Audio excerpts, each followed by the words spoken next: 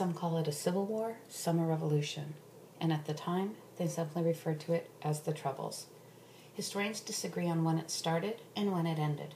Pretty much the only thing everyone agrees on, it's complicated. Fundamentally, the English Civil War, as I will call it, was a struggle between king and parliament over who would have more power.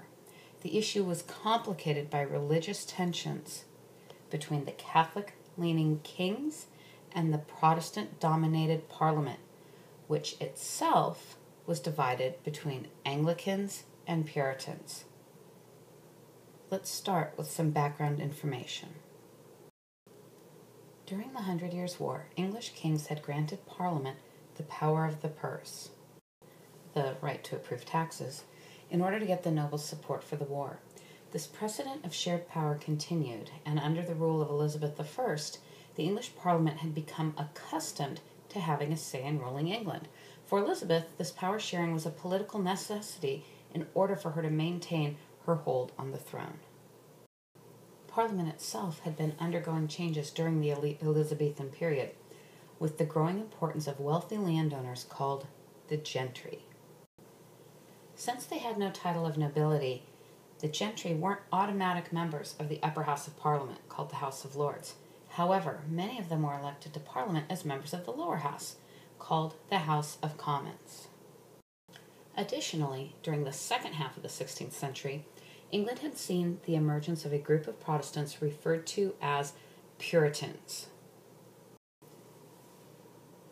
Puritans were members of the Anglican Church who disagreed with the moderate Protestantism of England. They thought that the Reformation should have gone further, removing all traces of Catholic dogma and tradition from the Anglican Church. Many members of the gentry were either Puritans themselves or sympathetic to the Puritan cause. During her reign, Elizabeth was able to keep the Puritans in check. However, after her death, they began to grow in power and influence. Elizabeth had been childless, and before she died, she had named as the heir to the throne the son of her cousin Mary. That's this guy right here, James Stuart. James Stuart was the King of Scotland, so he had experience with that whole being a king thing. However, being the King of Scotland was very different from being the King of England, and James was unfamiliar with the laws and customs in England, especially Parliament's expectations of the relationship between king and Parliament. Contributing to the tension was James's insistence upon divine right. The idea that God gave him his power to rule, and therefore he was responsible only to God, not to Parliament. Regardless of this belief, James was stuck with one concrete fact. Parliament had the power of the purse. This meant he could not raise money without their approval. This parliamentary power kept King James I's attempts to strengthen the monarchy and create an absolute government in check. James dug a further hole for himself with his religious policy. As I said earlier, many members of Parliament were Puritans who wanted to remove any traces of Catholicism from the Anglican Church. One of the things they called for was the removal of bishops, which would eliminate part of the hierarchy of the church, giving more power to local elders, the gentry. This was the model that Scotland followed, so James, who, by the way, was a Protestant, not a Catholic, was familiar with it. And he didn't like it. Removing the bishops would mean that more authority was at the local level, not at the national level. As the head of the Church of England, James had a great deal of religious authority, and he didn't want to lose it. Removing the bishops would decrease his power, while increasing the power of the Puritans. Refusing to acquiesce to this demand further damaged his relationship with Parliament and left a bit of an acrimonious mess for his son. James died in 1625, and his quiet and unassuming son, Charles, this guy right here, inherited both the throne of England and the throne of Scotland, as well as all the conflicts between his dad and Parliament.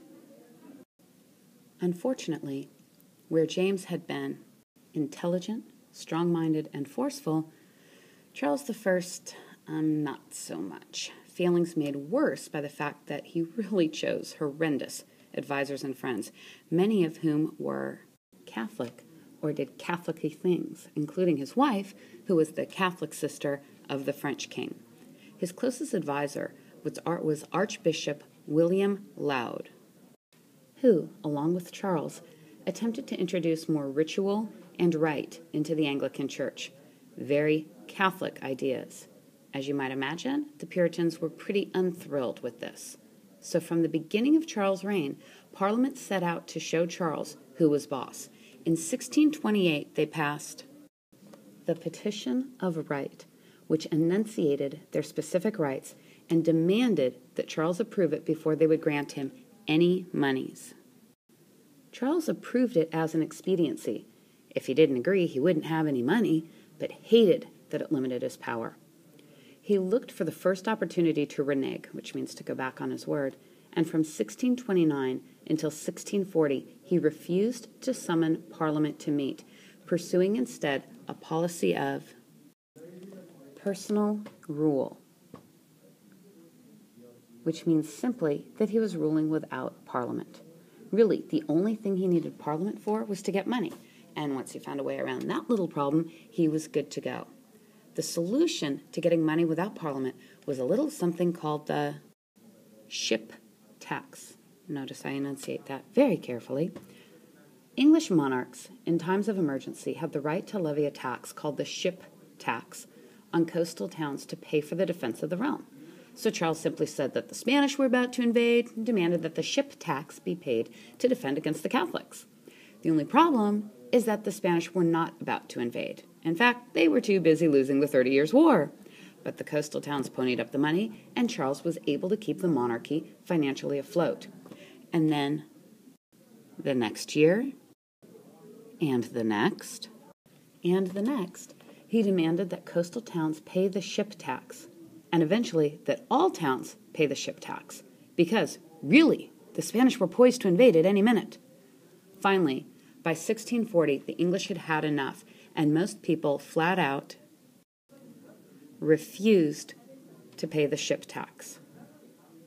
Unfortunately, this coincided with a very real emergency, just not from the Spanish. As part of his ill-advised religious policy, which included trying to standardize religious practice throughout his kingdoms, Charles and Archbishop Laud had decided to force the Protestant Scots, who called themselves Presbyterians, to accept and use the Book of Common Prayer. To the Scots, this was a major infringement on their religious liberties, and they rose up in rebellion. Because the ship money had dried up, Charles could not afford to raise an army, so he was forced, in 1640, to call Parliament into session and beg them for the money to raise an army to stifle the Scottish rebellion. The resulting Parliament is referred to as the Long Parliament because they were in continual session without being formally dismissed from 1640 to 1660.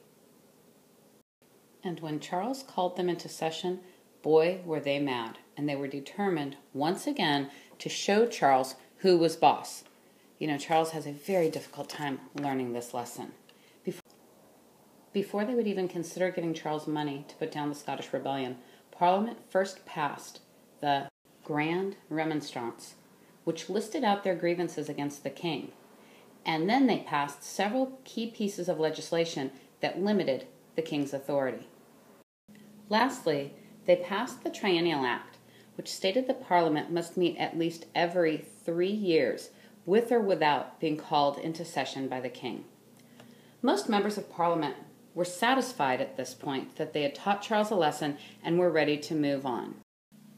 However, a small group of Puritans in Parliament felt that they should take advantage of the situation and push for further political and religious reforms. In one of his more stupid moves, Charles decided that it would be an awesome idea to take advantage of the dissension within Parliament to arrest some of his more outspoken critics. He sent his guards onto the floor of Parliament, where they arrested several parliamentary leaders and tossed them in jail. Yep, that's the kind of brains that we are dealing with in Charles I. His outrageous move unified Parliament against him, and what had been a political and religious struggle up to this point now became outright war.